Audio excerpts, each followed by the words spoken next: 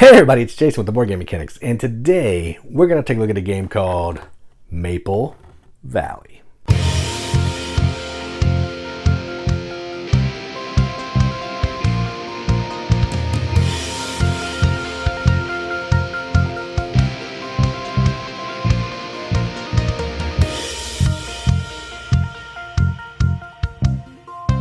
Maple Valley is a game published by Kids Table Board Games, designed by Roberta Taylor. Plays 1 to 5 players, ages 8 plus, 60 minutes. And effectively, let me see if there's theme. Effectively, this is like the sequel of sorts to the game Creature Comforts, which is also by Kids Table Board Games, and I believe Roberta as well. It's the first day of spring, and the critters of Maple Valley are preparing for the annual Spring Festival. While the adults prepare the village, the local children are tasked with searching the woodlands for ingredients needed to make a dazzling variety of party favors. So that's kind of what you're doing. We're going to be moving around this board, and we're trying to collect different types of goods to score points and build these different cards and just have fun while the parents are busy. So if you want to see how the game plays, you can click the link in the video description. I'm playing through 2 full rounds. You can see the components in the board and all that in action. But if you wanted me to hear me talk about the components, I show some of them off in a little more detail. Let's check it out.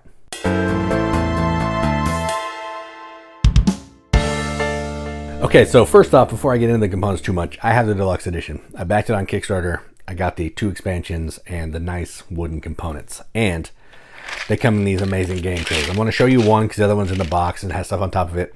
But this is all the wooden bits. They all have their own space. Easy to set up. You just take it out of the box, take the lid off. Done. Fantastic. I love this stuff. I didn't back Creature Comforts on Kickstarter, but I ended up getting the bits, but they're all in bags. Not these cool trays. So I learned my lesson. Next, let's look at some of the cards and the art. So you can see most of this in, if you watch the playthrough. If not, I'll show you some of the characters. Here's the 2 characters that I played with. An adorable little squirrel and an adorable little porcupine. The first player marker is this awesome inchworm or caterpillar, whatever, I don't know. It's awesome. Each of the characters have these really cool, instead of cubes, they have little footprints. So there's the little squirrel footprints, and here's the wooden porcupine footprints, which are really nice. And now let's look at some of the friends, because this is the charm of the game, is these friends are adorable. There's one of the expansions, the little bird cards, feathered friend. Here's another one. This adorable little black bear here. A deer.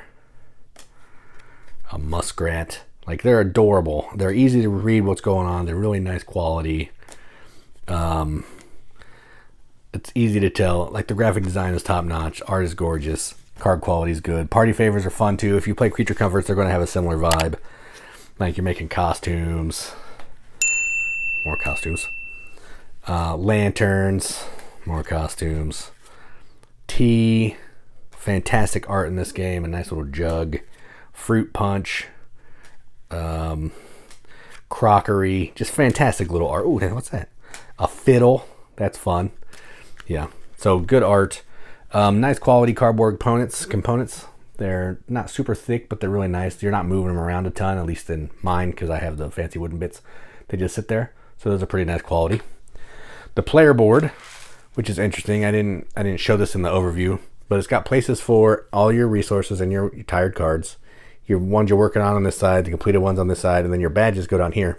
But on the back, just like Creature Comforts, you can score after the game's over, and that's fantastic. You don't have to bog down the table with scoring markers. Everybody can just score on their own. See what happens. I love that. What else is in here? The rule book is fantastic. No issues there. Teaches you how to play the game. Has an awesome summary on the back of what goes on in the round. I love that. And it even has this, which I appreciate quite a lot. And that is how to put stuff away. That needs to be in more of these games that have fancy deluxe components, because don't give me spaces to put it and not tell me what goes in there. It's not helpful. So I'm not showing you the board. You can click on the link in the video description or go to BGG and you can look at that. But it's more fantastic art. Just a nice little map of Maple Valley. But yeah, this game is gorgeous in components.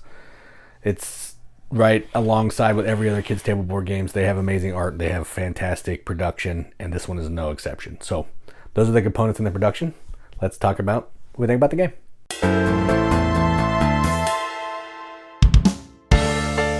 Okay, so big fan of Creature Comforts. It's fairly family weight. A little speculation game. You're going to roll on some dice, and there's going to be 4 random dice.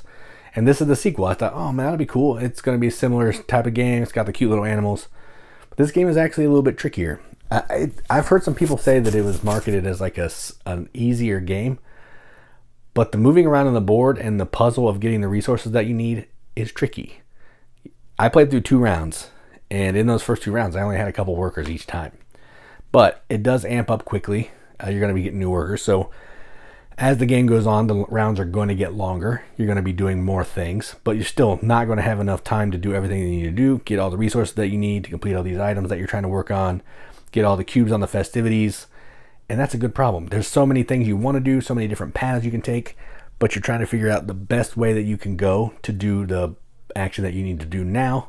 And maybe the one that you wanted to do as well can be future players' problem, that kind of thing.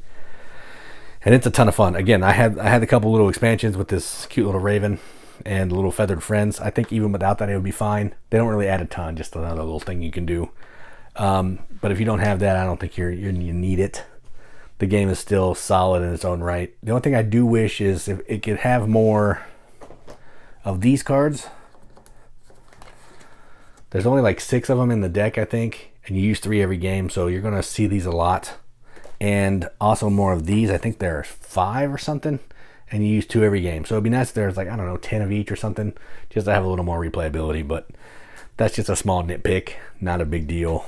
I'm not going to play this game so many times that I'm going to know what's happening and know how to break those trading posts and all that thing. So I don't really care about all that. But yeah, this is a fantastic game. It's not my favorite kids table board game. That's probably still Wreck Raiders. I love that game. But this is up there. It's a really solid game. And I'm going to give this a BGG Accept the Seal. This is going to get an 8 out of 10 on BGG, which is a 4 out of 5 wrenches on our arbitrary wrench scale. That means absolutely nothing. But we like to give it the games that we enjoy, and that is what I'm going to do. So that is Maple Valley from Kids Table Board Games. I'm Jason with the Board Game Mechanics. And as always, keep gaming.